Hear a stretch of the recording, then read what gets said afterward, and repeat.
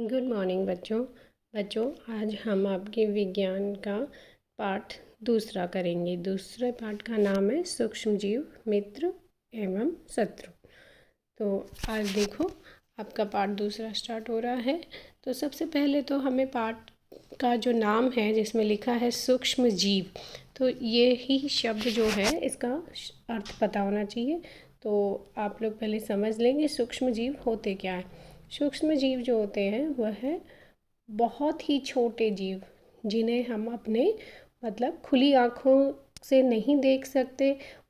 खुली आँखों से नहीं देखने का मतलब क्या है कि आँखों से तो देखना ही पड़ता है, परंतु उसके लिए हमें साथ में कोई यंत्र की आवश्यकता होती है। कोई यंत्र की सहायता से जिन्हें हम देख सकते हैं उन्हें हम कहेंगे सूक्ष्म जीव। तो कौन से जीव हो गए बच्चों? ऐसे जीव जो किसी यंत्र की सहायता से देखे जाएं। ठीक है, तो यंत्र कौन सा होगा? उस यंत्र को कहा जाता है सूक्ष्मदर्शी। क्या कहा जाता है बच्चों? सूक्ष्मदर्शी। तो सूक्ष्म जीवों को दिखाने वाला जो यंत्र है वह कौन सा है? सूक्ष्मदर्शी, और इसे इंग्लिश में कहा जाता है माइक्रोस्कोप। ठीक है बच्चों, तो सूक्ष्म जीवों को हम किसकी मदद से देख सकते हैं? सूक्ष्मदर्शी की मदद से, और जिसे माइक्रोस्कोप भी कहा जाता है। ठीक है, तो सूक्ष्म जीव कौन से जीव हो गए? ऐसे जीव जिन्हें हम बिना यंत्र की सहायता से केवल अपनी आँखों से नहीं देख सकते हैं। उन्हें देखने के लिए हमें कुछ ना कुछ किसी ना किसी यंत्र की ज़रूरत पड़ेगी। ठीक है, तो इसके बाद आगे देखते हैं कि सूक्ष्म जीव जो होते हैं उन्हें हम मुख्य तौर पर कुछ भागों में बांट लेते हैं, और वे जो भाग होते हैं वो कौन कौन से हैं एक बार वो जान लेते हैं। तो सूक्ष्म जीवों के जो विभिन्न वर्ग हैं वो कौन कौन से हैं? सबसे पहला तो है इसमें जीवाणु। तो जीवाणु क्या हैं? सूक्ष्म जीव। दूसरा क्या होता है? कवक। दूसरा क्या है? कवक। तो सूक्ष्म जीव जो हैं उन्हें जो हम विभिन्न वर्गों में बांट रहे हैं, पहला जीवाणु, दूसरा कवक, तीसरा है इसमें प्रोटोजोआ। तीसरा कौन सा है बच्चों? प्रोटोजोआ। थोड़ा बच्चों को लिखने में दिक्कत आती है, नाम याद करने में आएगी, पर आप बार बार करोगे तो हो जाएगा। तो प्रोटोजोआ। ठीक है, इसके बाद चौथा होता है हमारा शैवाल। शैवाल में आप कुछ शैवाल भी लिख सकते हैं कि कुछ शैवाल जो होते हैं वो सूक्ष्म जीव होते हैं, और कुछ ऐसे होते हैं जिन्हें हम अपनी आँखों से बिना यंत्र की सहायता के भी देख सकते हैं। ठीक है, तो इस तरह से हमने मुख्य तौर पर जीवाणुओं के 4 वर्गों में बांटा है। कितने वर्गों में बांटा है बच्चों? 4 वर्गों में बांटा है। कौन कौन से वर्ग बांटे हैं? पहला है जीवाणु, दूसरा है कवक, तीसरा है प्रोटोजोआ, और चौथा है शैवाल। ठीक है, तो इसके बाद आगे हम लोग पढ़ लेते हैं कि जीवाणु और ये कवक और प्रोटोजोआ के अलावा सूक्ष्म जीवों का एक और वर्ग भी होता है। ठीक है, जिसका नाम आप लोगों ने कोरोना के टाइम पे बहुत सुना है, और जिसको कहते हैं हम विषाणु या फिर वायरस। ठीक है, तो क्या कहेंगे हम उसे? विषाणु या फिर वायरस। तो आप लोगों ने ये नाम विषाणु, वायरस कोरोना के टाइम पे बहुत सुना होगा कि कोरोना जो है वो एक वायरस के कारण हो रहा था। अब ये जो वायरस होते हैं इनको हम पूरी तरह से सूक्ष्म जीवों के वर्ग में क्यों नहीं रखते हैं? क्योंकि ये जो विषाणु होते हैं वो पूरी तरह से सजीव जब होते हैं जब इन्हें कोई फेवरेबल कंडीशन मिलती है। ये अपना जो गुणन जो होता है वह तब करते हैं जब इन्हें कोई इनके अनुकूल जीव मिलता है। किसी जंतु या फिर किसी पौधे की कोशिका जब इन्हें मिलती है जिसमें ये अपना गुणन कर सकते हैं, तभी ये सजीव की तरह होते हैं, और सजीव के जो भी कार्य होते हैं वह सब ये करते हैं। अन्यथा ये क्या रहते हैं? एक निर्जीव की तरह रहते हैं। कैसे रहते हैं? निर्जीव की तरह, कि पता ही ना चले कि भाई ये सजीव भी हो सकता है। इस तरह से इनका जीवन होता है। कि ये निर्जीव की तरह रहेंगे जब तक इन्हें कोई जंतु या पौधे की कोशिका ऐसी ना मिल जाए जिसमें ये अपनी वृद्धि कर सकें, तभी ये आगे वृद्धि करते हैं। ठीक है, तो अब हमने देखा कि जो सूक्ष्म जीव हैं उनको हम लोगों ने 4 वर्गों में बांटा था पहले। तो वो जो 4 वर्ग थे हमारे, उनको एक बार फिर से दोहरा लेते हैं कि 4 वर्ग हमारे जो कौन कौन से थे। तो आपने देखा यहाँ पर कि सबसे पहला जो हमारा था वो था जीवाणु। तो जीवाणु जो है वो देखिए, ये यहाँ पे चित्र में देखिए, ये इस तरह से स्पाइरल करके जैसे दिखाए हुए हैं, तो ये हमारा स्पाइरल जीवाणु है। ठीक है, तो जीवाणु जो होते हैं उनकी विभिन्न प्रकार होते हैं। तो विभिन्न प्रकार में अगर हम देखते हैं तो ये स्पाइरल जीवाणु और दूसरा है छड़नुमा जीवाणु। ठीक है, तो ये छड़ की आकृति के हैं इसलिए इन्हें छड़नुमा नाम दिया गया है। ये स्पाइरल की आकृति के हैं इसलिए इन्हें स्पाइरल नाम दिया गया है। ठीक है, इसके बाद अगला है हमारा जो है शैवाल। शैवाल में देखो यहाँ पर शैवाल के भी 2 नाम दिए हुए हैं। मतलब ये वाली जो शैवाल है हमारी, ये एक है क्लेमाइडोमोनास और दूसरी है स्पाइरोगाइरा। ठीक है, तो ये आप देख रहे हैं चित्र, और ये चित्र आपने अपनी कॉपी में भी बनाने हैं। इसके बाद देखो ये है प्रोटोजोआ। प्रोटोजोआ जो होते हैं उनमें नाम है, ये देखो कि अमीबा और दूसरा है पैरामीशियम। ठीक है, तो अमीबा जो है वो एक प्रोटोजोआ है और पैरामीशियम भी एक प्रोटोजोआ है। आपने सबने बच्चों इनके नाम भी याद करने हैं और इनके मतलब उदाहरण में आपको पता होना चाहिए कि कौन से जीवाणु हैं और कौन से शैवाल। इस तरह से एक दो नाम सबके पता होने चाहिए, तभी मैंने यहाँ पर ये चित्र लगा दिए हैं। ठीक है, तो आप इन्हें ध्यान से देखें। अगला है देखिए कवक।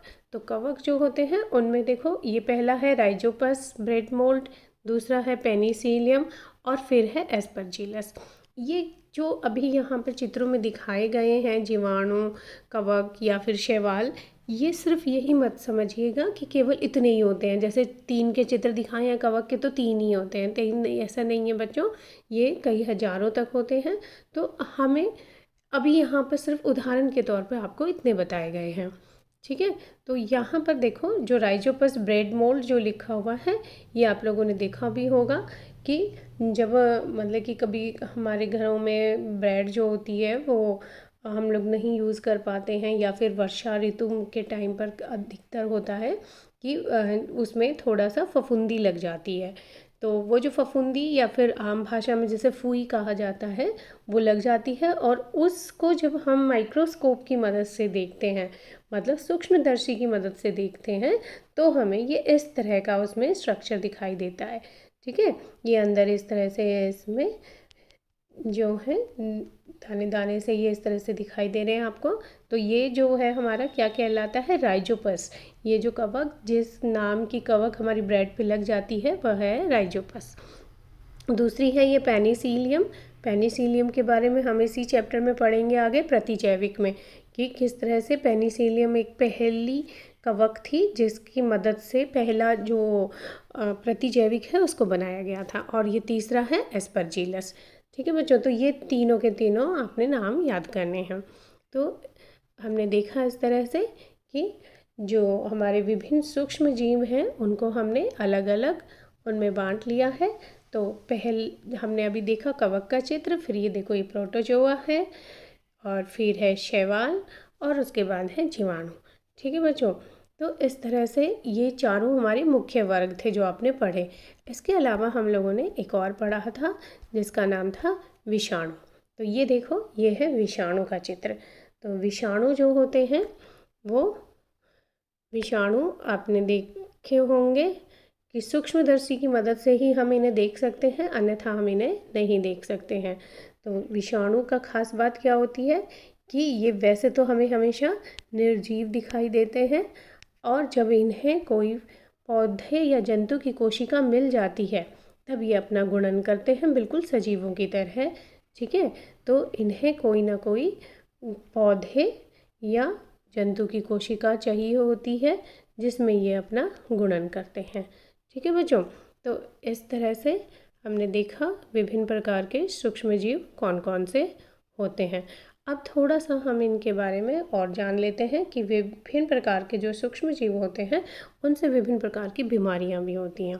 तो विभिन्न जो बीमारियां हैं उनमें से कुछ के उदाहरण हम लोग यहाँ पढ़ेंगे। तो सबसे पहले हम लोग वायरस जो है उसी का देख लेते हैं, वायरस या फिर विषाणु। तो विषाणु से होने वाले जो रोग हैं उनका नाम एक बार देख लेते हैं। आप लोगों ने देखा होगा कि घरों में आपको सर्दी वर्दी लग जाती है, तो सर्दी लगती है तो उसके बाद सबसे पहले जुकाम हो जाता है। तो जुकाम जो है वो एक तरह का जो बीमारी है वो किसके कारण होती है? विषाणु के कारण। ठीक है, तो विषाणु जो है वो जुकाम या फिर इन्फ्लुएंजा या फ्लू इसके कारण होते हैं। इसके अलावा इन विषाणु से जो दूसरी बीमारियां होती हैं उनमें और नाम जो है वो हैं पोलियो और खसरा। दूसरी बीमारी कौन सी है बच्चों? पोलियो, खसरा। ये जो बीमारियां हैं ये भी विषाणुओं के कारण होती हैं। इनके अलावा बहुत सारी भी बीमारियां, जैसे आपने कोरोना टाइम पे ही सुना था कि कोरोना किसके कारण हो रहा था? वायरस के कारण या विषाणु के कारण। जैसे बहुत सारी बीमारियां हैं, पर यहाँ पे उदाहरण के लिए सिर्फ आपको इतनी ही बताई हैं। ठीक है, तो इसके बाद अगला जो है हमारा वो आ जाता है प्रोटोजोआ। प्रोटोजोआ के कारण जो बीमारियां होती हैं उनमें आते हैं हमारे पास अतिसार और साथ में मलेरिया। तो मलेरिया का जो नाम है वो आपने बहुत सुना होगा। मलेरिया जो होता है जिसको हम लोग कहते हैं कि मच्छर के काटने के कारण हुआ। ठीक है, तो एक्चुअल में वो मच्छर जो होता है वो तो केवल उसका वाहक होता है। होता किसके कारण है? वह मलेरिया एक प्रोटोजोआ के कारण। प्रोटोजोआ जो कि एक सूक्ष्म जीव है और उसका नाम वैसे मैं आपको बता देती हूँ, वो होता है प्लाज्मोडियम। तो प्रोटोजोआ जो प्लाज्मोडियम नाम का प्रोटोजोआ होता है उसके कारण मलेरिया होता है। और मच्छर क्या काम करता है? सिर्फ उसका वाहक होता है कि प्रोटोजोआ जो प्लाज्मोडियम है उसको वो मनुष्य के शरीर तक पहुंचाता है। ठीक है, जिससे मनुष्य में मलेरिया होता है। तो जो हमारी बीमारियां होती हैं हमें किसके कारण? प्रोटोजोआ के कारण। वो हो गई अतिसार और मलेरिया। इसके अलावा कुछ रोग ऐसे भी होते हैं जो जीवाणुओं के कारण होते हैं। तो जीवाणुओं के कारण जो रोग होते हैं उनके नाम है टाइफाइड। कौन सा नाम है बच्चों? टाइफाइड। और साथ में होता है क्षय रोग। और इसके अलावा क्षय रोग। अब ये दो नाम ही केवल आपको उदाहरण के तौर पे बताए जा रहे हैं। इसके अलावा बहुत सारी भी बीमारियां होती हैं जो जीवाणु के कारण होती हैं। तो जीवाणु के कारण जो होने वाली बीमारियां हैं वो कौन कौन सी हो गई? टाइफाइड और क्षय रोग। ये उदाहरण आप याद कर रखिएगा। ठीक है, तो इस तरह से हमने देखा विभिन्न जो सूक्ष्म जीव होते हैं वो विभिन्न बीमारियां भी फैलाते हैं। ठीक है, तो आप ये सारा का सारा काम करेंगे। अपने सूक्ष्म जीवों के जो विभिन्न वर्ग बताए थे वो याद करेंगे। जैसे हमारे जीवाणु हो गए उनके चित्र भी बनाएंगे, शैवाल का चित्र बनाएंगे, प्रोटोजोआ के चित्र बनाएंगे और कवक का चित्र, साथ में वायरस का या विषाणु का चित्र भी बनाएंगे। ठीक है बच्चों, तो आज के लिए हम लोग इतना ही पढ़ेंगे, बाकी का अगली कक्षा में पढ़ेंगे। Thank you. और चैनल को सभी बच्चे सब्सक्राइब ज़रूर कर दें, लाइक और कमेंट करके शेयर भी कर दें। धन्यवाद।